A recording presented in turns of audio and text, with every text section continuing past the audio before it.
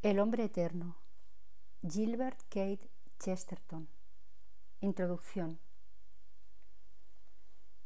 Hay dos formas de llegar a un lugar. La primera de ellas consiste en no salir nunca del mismo. La segunda en dar la vuelta al mundo hasta volver al punto de partida. En cierta ocasión intenté plasmar dicho itinerario por escrito. Ahora, sin embargo, abandonaré aquel tema para abordar otra historia que nunca escribí. Un relato que, como todos los que nunca escribí, será sin duda el mejor que jamás haya escrito. Pero es tan probable que nunca lo escriba que lo utilizaré aquí de modo simbólico, ya que constituye un símbolo de la misma verdad. El relato, tal como lo concebí, tendría lugar en un valle rodeado de amplias laderas, como las que sirven de fondo a los antiguos caballos blancos de Wessex. Cierto muchacho, cuya granja se encontraba en una de las vertientes, decidió viajar un día en busca de la figura o los restos de algún gigante, y cuando se hallaba a cierta distancia, volvió la mirada atrás y descubrió que su propia granja y jardín, que brillaban sobre la colina como los cuarteles y colores de un escudo, formaban parte de una especie de figura gigantesca. Un lugar en el que había vivido siempre y que había pasado desapercibido a su mirada debido a su cercanía y a la enormidad de sus dimensiones. En esta imagen creo que queda fielmente reflejado el progreso de toda inteligencia verdaderamente independiente hoy en día, y en ella reside el núcleo de este libro. En otras palabras, trataré de demostrar que la mejor perspectiva para un hombre que forma parte del cristianismo es la de hallarse precisamente fuera de él. Y resulta curioso que los críticos más habituales del cristianismo no se encuentren precisamente fuera de él. Su situación es francamente controvertida en todos los sentidos de la palabra. Son dudosos en sus mismas dudas.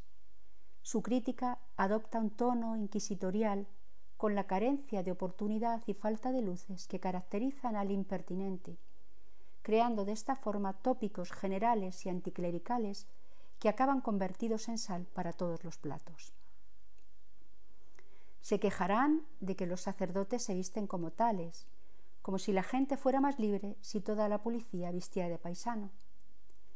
Se molestarán porque un sermón no se puede interrumpir, calificando el púlpito de reducto de cobardes, pero no se atreverán a emplear el mismo calificativo para referirse al despacho de un redactor editorial.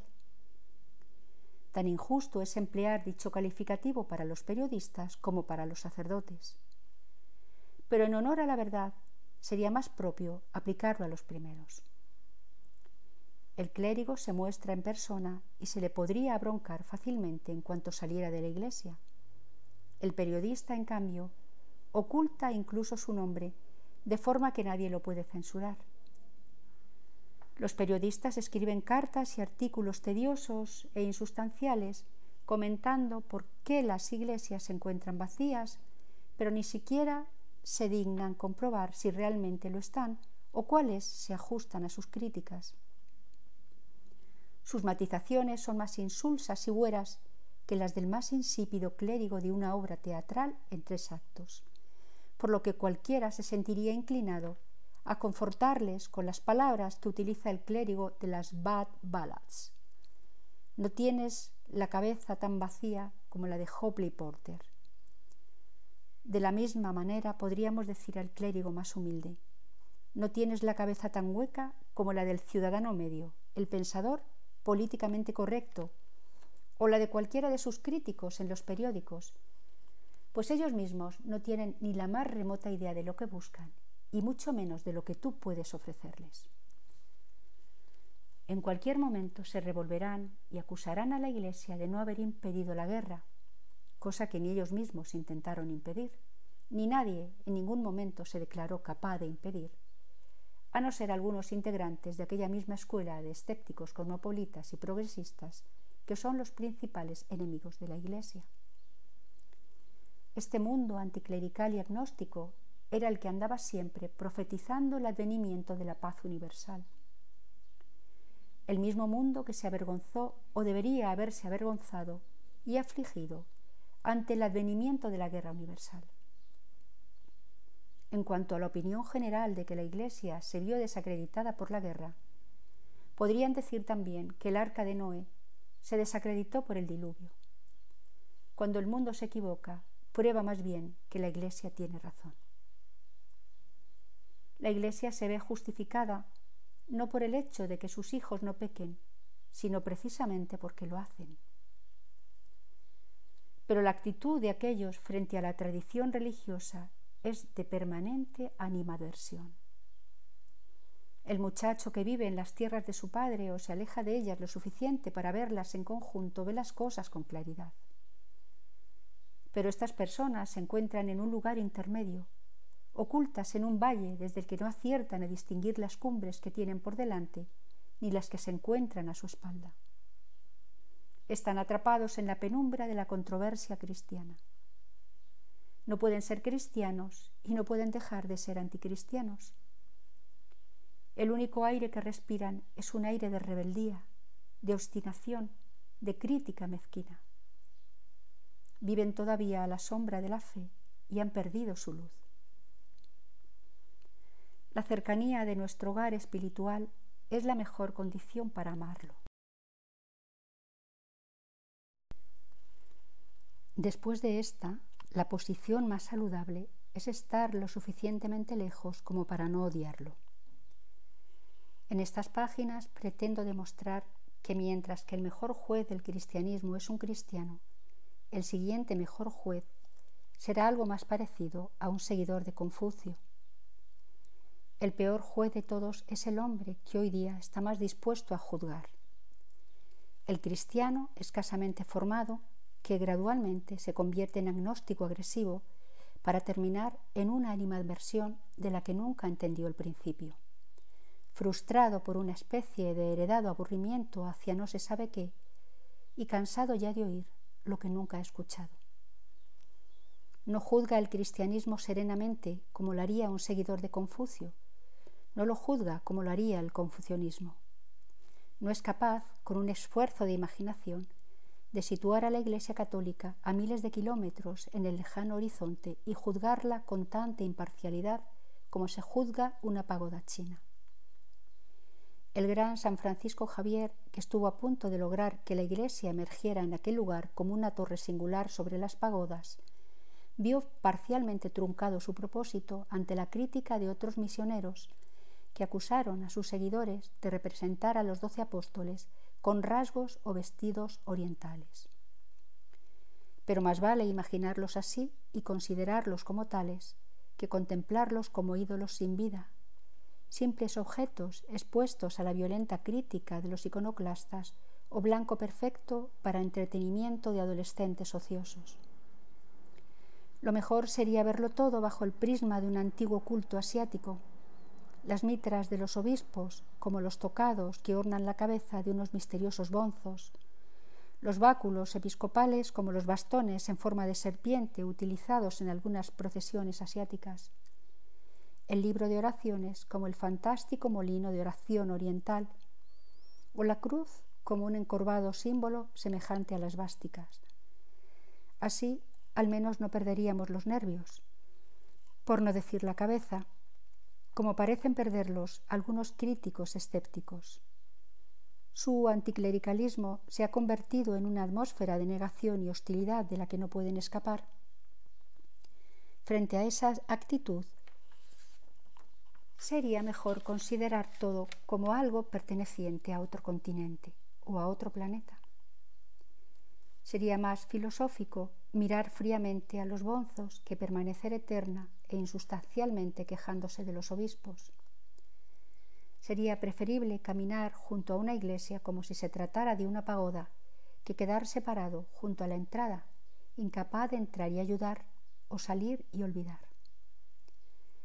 A todos aquellos en los que una simple reacción ha alcanzado las dimensiones de una obsesión, recomiendo encarecidamente el esfuerzo de imaginar a los 12 apóstoles con rasgos orientales. En otras palabras, ruego a dichos críticos que intenten hacer tanta justicia a los santos cristianos como si se tratara de sabios paganos.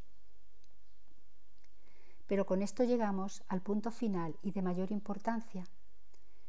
A lo largo de estas líneas intentaré demostrar que, cuando hacemos el esfuerzo imaginativo de contemplar todo el conjunto desde fuera, nos encontramos con que realmente se parece a lo que tradicionalmente se ha mantenido sobre él desde dentro. Cuando el muchacho se aleja lo suficiente para ver el gigante, es precisamente cuando se da cuenta de que es un gigante. Cuando por fin vemos la iglesia cristiana a lo lejos, bajo un cielo oriental, despejado y luminoso, es precisamente cuando nos percatamos de que se trata realmente de la iglesia de Cristo. En otras palabras, en el mismo instante en que adoptamos una actitud imparcial hacia ella, entendemos por qué la gente es parcial. Pero esto es algo que requiere una argumentación más profunda y que trataré de exponer a continuación. En cuanto tuve clara la idea de que había un elemento sólido en el carácter singular y único de la historia divina, me sorprendió encontrar en la historia humana que la precedió un elemento desconocido pero igualmente sólido. Y es que en la historia humana se entrevé también una raíz divina.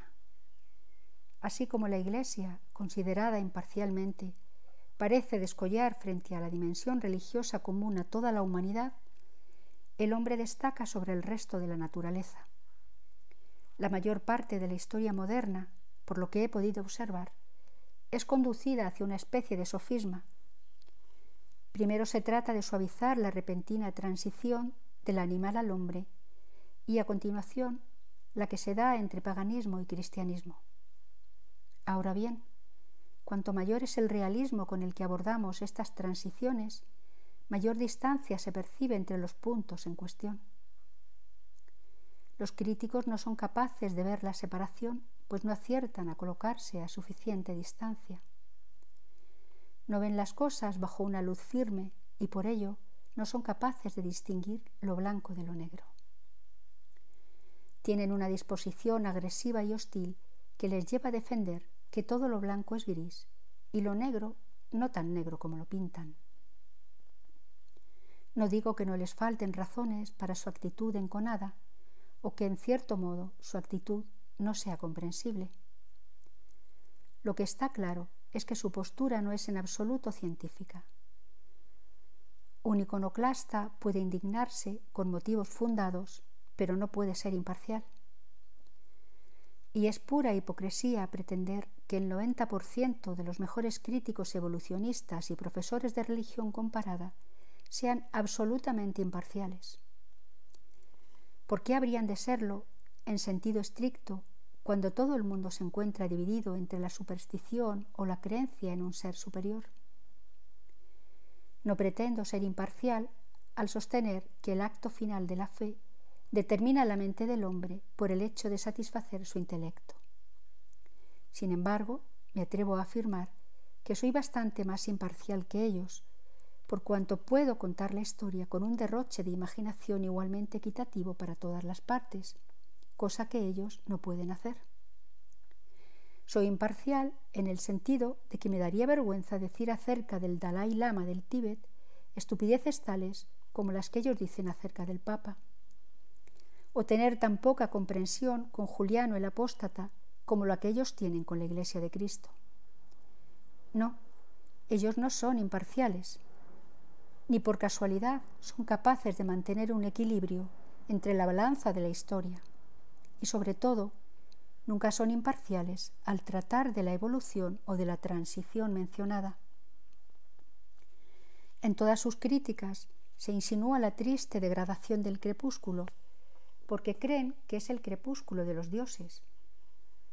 Pero se trate o no del crepúsculo de los dioses, está claro que no se trata del amanecer de los hombres. Hay dos conceptos que, al exponerse a la luz, se nos muestran como algo único y novedoso, y solo bajo la falsa oscuridad de un imaginario periodo de transición pueden llegar a parecer otra cosa. El primero de ellos es la criatura llamada hombre, y el segundo es el hombre llamado Cristo. He dividido, por tanto, este libro en dos partes. La primera es un esbozo de la aventura más importante vivida por la raza humana hasta el término de su itinerario pagano. La segunda, un resumen de la sustancial diferencia que supuso su transformación al cristianismo. Ambas cuestiones plantean la necesidad de un cierto método nada fácil de seguir y menos quizá de definir o defender. Con el fin de lograr la nota de imparcialidad en el único sentido posible o en el sentido más justo de la palabra, es necesario tocar el nervio de la novedad. En cierto sentido, los hombres vemos las cosas imparcialmente cuando las vemos por primera vez. Es por esto por lo que los niños tienen normalmente muy pocas dificultades con los dogmas de la Iglesia.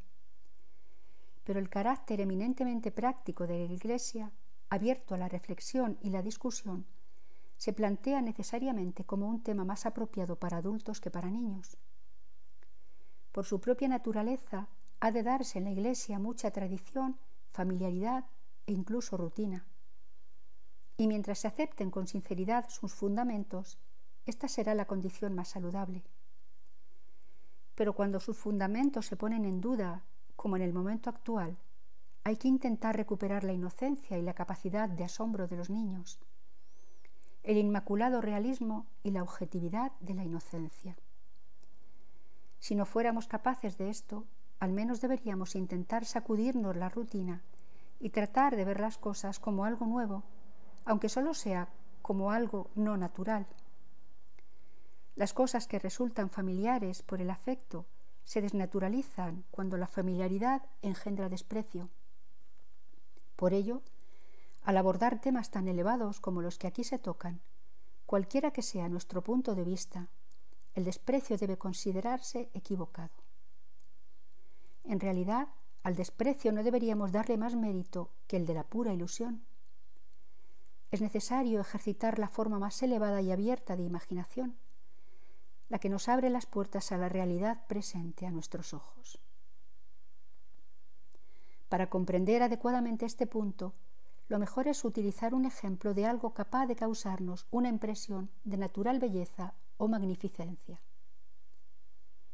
En cierta ocasión, George Whitman me comentó la grata impresión que le había producido contemplar el ascenso de los primeros aeroplanos. Aquello, sin embargo, no le parecía comparable a la contemplación de un caballo dócilmente manejado por su amo. Mucha gente ha llegado a afirmar que un diestro jinete a lomos de un buen caballo podría considerarse el objeto corporal más noble del mundo. Es una afirmación a la que nada hay que oponer, siempre que se entienda de manera adecuada.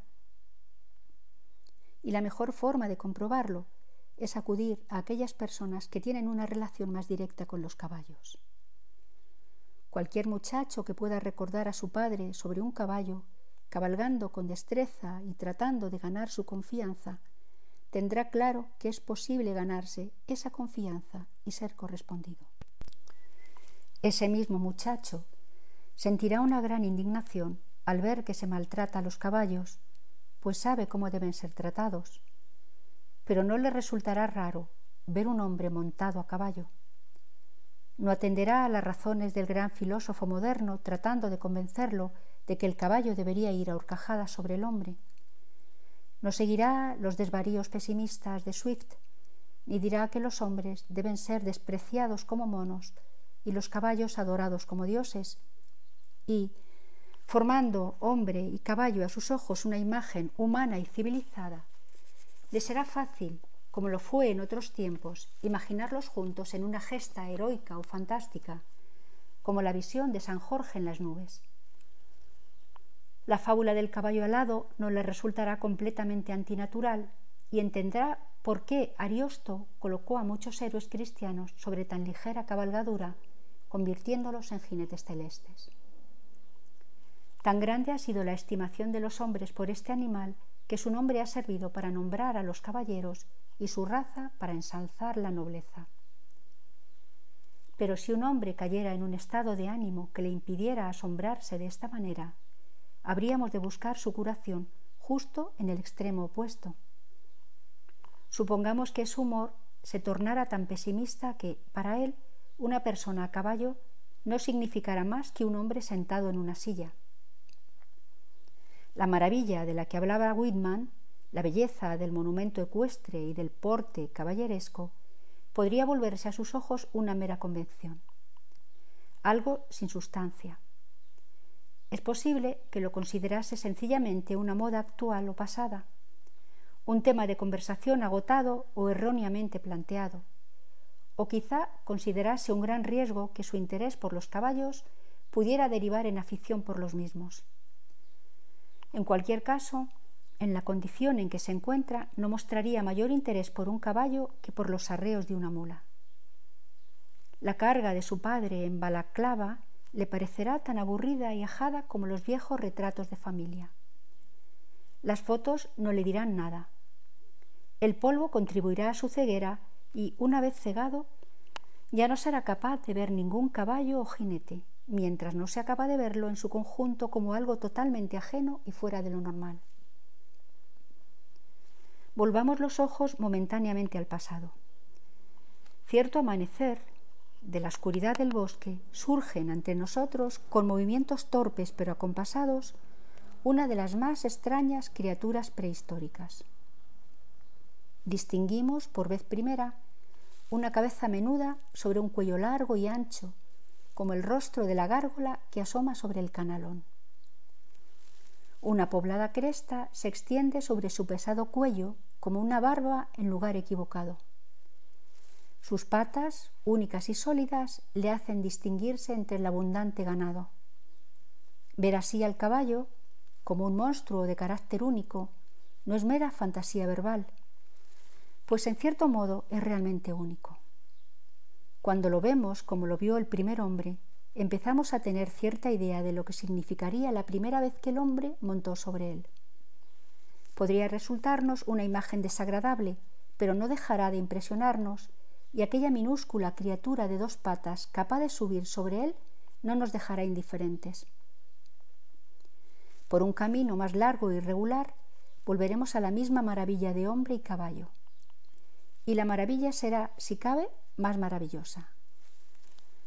Contemplaremos de nuevo a San Jorge en una visión gloriosa, pues San Jorge no monta sobre un caballo, sino sobre un dragón. En este ejemplo que he escogido, simplemente porque es un ejemplo, no digo que la pesadilla vista por el primer hombre del bosque sea más verdadera o maravillosa que la visión normal de una yegua que posee cualquier persona civilizada. De los 2 extremos, creo que la forma tradicional de ver la realidad es la mejor. Pero la realidad se encuentra en uno de estos 2 extremos y se pierde en un estadio intermedio, de puro agotamiento y olvido de la tradición. En otras palabras, creo que es mejor contemplar un caballo como un monstruo que verlo solamente como un sustituto del coche. Si hubiéramos caído en la forma de entender el caballo como algo anticuado, no deberíamos bajar la guardia en su presencia, pues conserva toda su extraordinaria viveza. Ahora bien, lo mismo que sucede con ese monstruo llamado caballo, sucede con este otro monstruo llamado hombre. Considero, por supuesto, mi filosofía la más adecuada para analizar al hombre. Aquel que sostiene el punto de vista católico y cristiano acerca de la naturaleza humana tendrá certeza de que es universal y por tanto un punto de vista sano y quedará satisfecho. Pero si ha perdido la sana visión, solo podrá recuperarla mediante algo parecido a la lucidez de un loco, es decir, viendo al hombre como un animal extraño y dándose cuenta de que tiene rasgos muy peculiares. Pero de la misma forma que ver al caballo como un prodigio prehistórico nos hace recuperar la admiración por esa obra maestra que es el hombre, la consideración separada de la curiosa carrera emprendida por el hombre nos hará recuperar la antigua fe en los oscuros designios de Dios. En otras palabras, cuando nos damos cuenta de lo extraño que es un cuadrúpedo, es cuando admiramos al hombre que sabe montarlo. De igual manera, cuando nos damos cuenta de lo extraño que es un bípedo, es cuando admiramos la divina providencia que lo creó. El propósito de esta introducción es mantener la tesis siguiente, que precisamente cuando consideramos al hombre como animal es cuando percibimos que no lo es. cuando tratamos de imaginarlo como una especie de caballo sobre sus patas traseras, nos damos cuenta de que se trata de un ser tan milagroso como el caballo alado que se eleva hacia las nubes del cielo. Todos los caminos llevan a Roma y, en efecto, todos los caminos conducen a la filosofía central y civilizada, incluidos los caminos de la fantasía. Pero puede que sea mejor no abandonar la tierra firme de una tradición razonable, donde los hombres saben montar con destreza y son poderosos cazadores a los ojos del Señor. Al referirnos al caso cristiano, debemos reaccionar, por tanto, contra la pesada inclinación de la fatiga. Es casi imposible conservar la frescura de los hechos cuando llegan a sernos tan familiares y, tratándose de hombres que arrastran pecado original, suele ocurrir que la familiaridad degenere en fatiga. Estoy convencido de que si pudiéramos contar la historia de Cristo palabra por palabra, como si se tratase de un héroe chino, llamándole Hijo del Cielo en lugar de Hijo de Dios, y dibujando su corona estrellada sobre el tejido dorado de los bordados orientales o sobre el esmalte de la porcelana china, en lugar de la pátina dorada de los devotos cuadros de la Iglesia, se produciría sin duda un testimonio unánime a favor de la pureza espiritual de dicha historia. No se escucharía entonces ninguna voz criticando la supuesta injusticia de sus padecimientos vicarios, la falta de lógica de la expiación, la supersticiosa exageración de la idea de pecado o la insolencia de todo punto inadmisible de infringir las leyes de la naturaleza.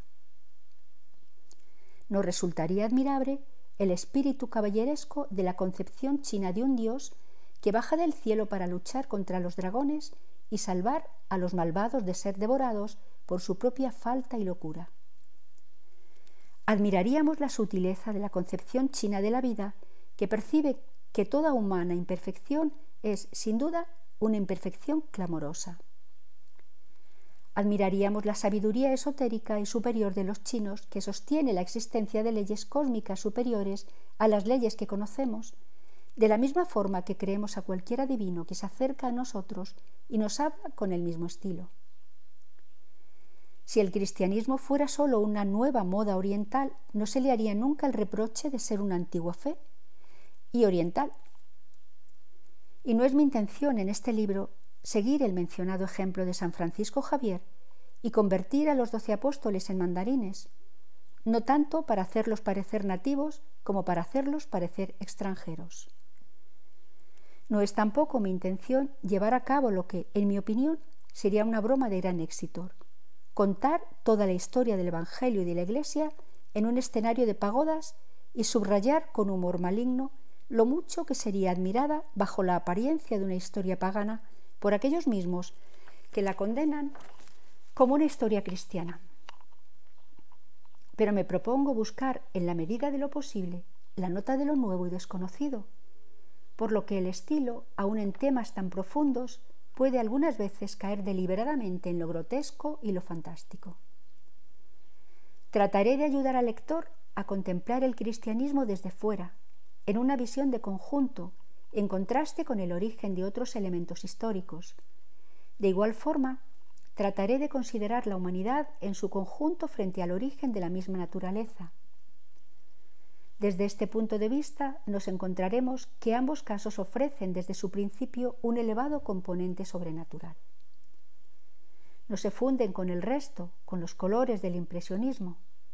Destacan con los colores de la heráldica, vivos como la cruz encarnada sobre un escudo blanco o el negro león sobre un campo dorado. Así destaca el rojo del barro sobre el verde campo de la naturaleza o el blanco Cristo sobre la arcilla de los de su raza. Una comprensión más clara del cristianismo y de la humanidad implica una visión de conjunto que abarque tanto su desarrollo como su origen, pues es un hecho increíble en el decurso de su historia que de tales comienzos se haya producido semejante desarrollo. Fácilmente puede darse rienda suelta a la imaginación y pensar qué otras cosas podrían haber sucedido o qué otras instituciones podrían haberse originado. En tal caso, cualquier persona se inclinaría a pensar en una evolución gradual. Sin embargo, todo el que se enfrente a lo que sucedió se encontrará con un hecho excepcional y prodigioso. Aceptando el hecho de que el hombre en algún momento no pasó de ser un simple animal, resultaría sencillo imaginar su trayectoria aplicada a algún otro animal. Sería divertido aplicarlo a los elefantes e imaginarse sus mastodónticas obras arquitectónicas, con sus torres y torreones, a semejanza de colmillos y trompas, formando ciudades de una grandeza colosal. Podríamos imaginar la agradable fábula de una vaca que aprendiera a diseñar su vestido, elaborando, según la moda, sus propias botas y pantalones. Podríamos imaginar un supermono capaz de superar la habilidad de nuestro más extraordinario superhéroe, una criatura cuadrumana capaz de pulir la piedra y pintar con las manos, de cocinar y trabajar la madera con sus pies.